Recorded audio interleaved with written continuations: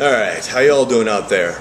This is Uncle Dogmatica with Pyromaniac.com, and I'm giving you the 2010 fantasy outlook for Eli Manning, quarterback of the New York Giants.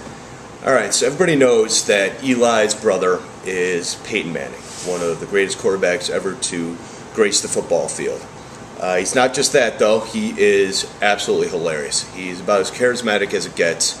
His skits are hilarious. His commercials are hilarious. Everything he does turns to gold.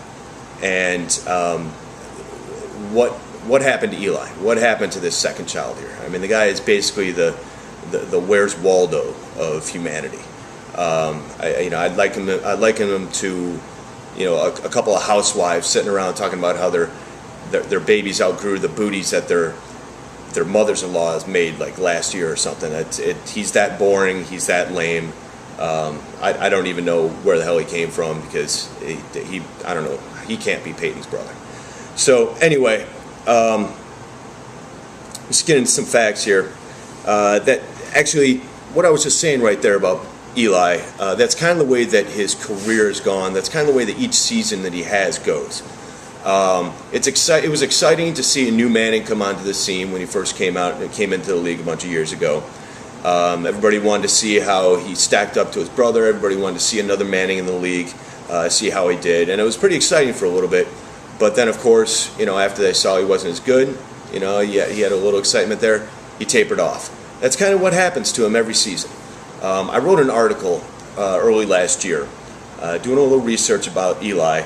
That in the first 4 games of the season, the first quarter of the season, he always rips it up. He is always exciting. He always throws up his 300-yard games, 3 touchdowns a game, 4 touchdowns a game. Everybody gets excited about him. Everybody loves having him on their fantasy team. But then all of a sudden, for the last 3 quarters of the season, he disappears. He turns into, at best, a normal quarterback. If you start him any week, you'd be lucky to get 200 yards and a touchdown. He ends up getting to be that bad. But this last year, in 2009, he actually broke out of his shell a little bit. He went in the same pattern. First 4 games were great. He threw 300 yards a couple games, a couple touchdowns in a couple games, 3 touchdowns in another game. And then that 5th game hit, and he started to taper off. So the pattern was keeping true. And for about 5 games there, up until the bye week, between weeks 5 and 8 or 9, he was crap, as he usually is. And then that bye week came along, and all of a sudden he turned back on fire. The last 8 weeks of the season, he put up, I think it was 3 games with 3+ touchdowns in them, a couple of games with the upper 300 yards, like 391 yards and 384 yards, and he was doing all this with plantar fasciitis, and not just that injury, but he was doing it with receivers that not a single one of them was over 25 years old. So that's actually pretty impressive for him to do something like that.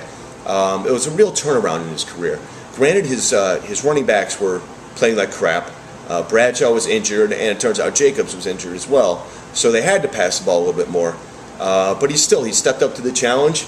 He led the team to a pretty decent record. They were doing very well up until the end there. And yeah, he had a pretty decent season. He ended up, what did he end up? He ended up 10th in fantasy points on the year for QBs, which isn't too bad. It's, I think, one of the highest he's been in his career so far. He ended up 8th in passing TDs with 27 passing TDs. That was the most in his career. He ended up 10th in passing yards with just over 4,000, with 4,021 yards. Also another career high for him.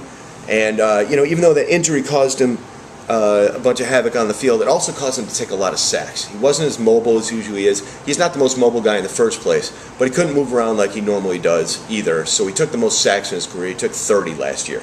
I don't expect that to happen next year, but regardless of that, he did end up with a 93.1 QB rating, which is pretty darn good. And again, that's another career high for him.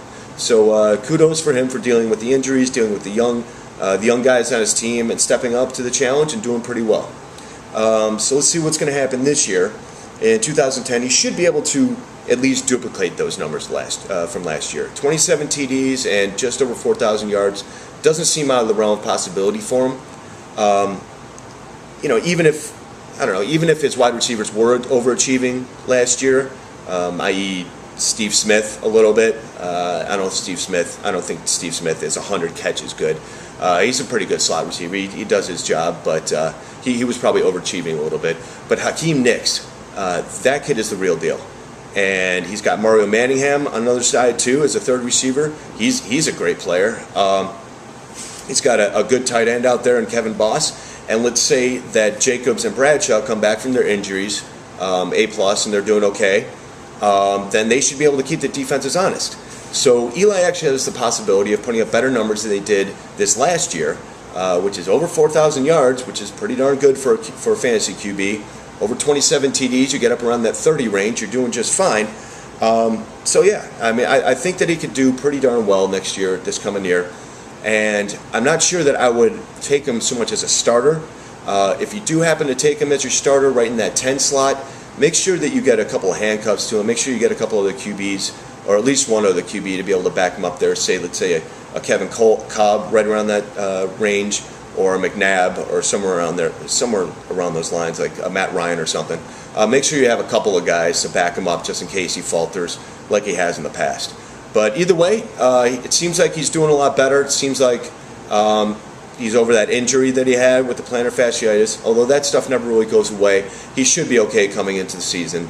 If you plan on taking him, take him around the 10th QB. If you wait off on QBs, he should be available to you pretty late. Otherwise, good luck, guys, and we'll see you during the year.